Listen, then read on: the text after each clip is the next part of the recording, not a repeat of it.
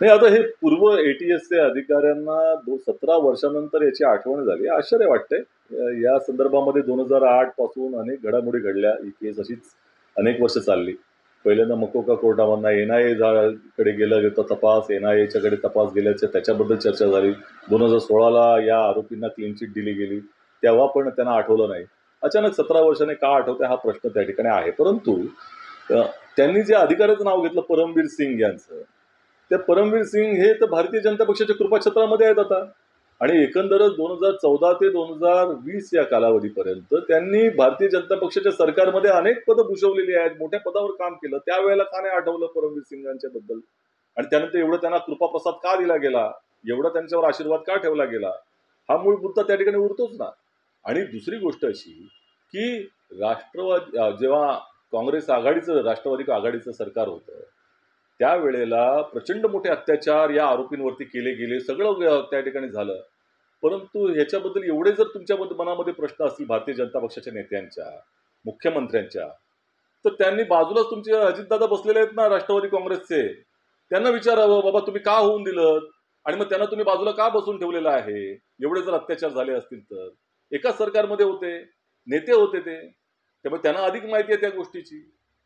त्यामुळे ह्या प्रकरणाला एक वेगळा रंग देण्याचा प्रयत्न त्याने करू नये. मालेगाव बॉम्ब ब्लास्टमध्ये या घटनेमध्ये निश्चितपणे NIAनं ज्या पद्धतीने तपास केला त्याच्यामध्ये संशय निर्माण करणाऱ्या अनेक गोष्टी झालेल्या आहेत. रोहिणी सालियन यांचा विषय असेल, मरियम पुत्तन या ज्या पब्लिक प्रॉसिक्युटर आधीच्या होत्या त्यांना न बोलू देणं हा विषय असेल.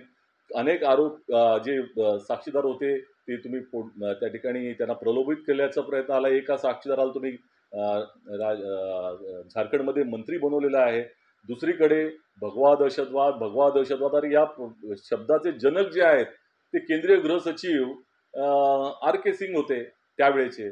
आणि त्यांनी तर असं म्हटलं होतं की या हिंदुत्ववादी संघटनांच्या विरोधामध्ये आमच्याकडे पुरावे आहेत. हे तर आणि आजही ते म्हणतात तसंच.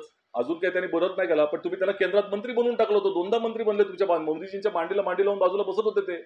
मग त्यावेळेला तुम्हाला का आठवलं नाही या गोष्टी?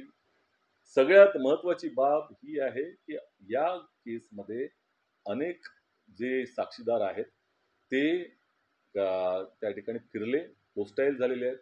काही साक्षीदार जसे रामचंद्र कलसांगरा आणि संदीप डांगे हे फरार आहेत. अजून मिळाले नाहीत तुम्हाला. आणि तिसरी महत्वाची गोष्ट की अनेक पुरावे तर तुम्ही दिले नाहीत. आमचा एकच महत्वाचा प्रश्न आहे. सुनील जोशी हा RSSचा पूर्व प्रचारक होता. त्याची हत्या झाली. त्या हत्येच्या संदर्भामध्ये केस जी चालली मध्य प्रदेशमध्ये त्यामध्ये मालेगाव बॉम्ब ब्लास्ट मधले प्रज्ञा ठाकूर सहित जेवढे त्या आरोपी आहेत ते तशाच पद्धतीने तेच आरोपी तिथं देखील आहेत सुनील जोशीच्या हत्येमध्ये. त्यानंतर तिथेही ती केस रफादफा करण्यात आली. परंतु आमचा प्रश्न हा आहे की सुनील जोशीच्या हत्येचं कारण काय? हे आरोपी सुटले असतील, परंतु त्याची चौकशी तर केली पाहिजे होती. कोणी हत्या केली अद्याप अनुत्तरित आहे.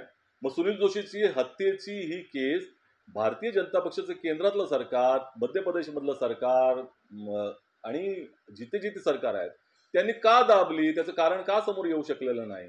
किती मोठं कारस्थान होतं? ते कारस्थान दाबायचं होतं का? याचे उत्तर मिळालं पाहिजे. सुनील जोशी तर तुमचाच होता ना, प्रचारक होता RSSचा. मग त्याच्या हत्येचं गूढ अजून उलगडलं का नाही? मग आम्ही समजू शकतो की मालेगाव बॉम्ब ब्लास्ट मधल्या तुमच्या जे मृत होते त्यांच्याबद्दल तुम्हाला संवेदना नाहीत, पण सुनील जोशी बद्दल तर असली पाहिजेत.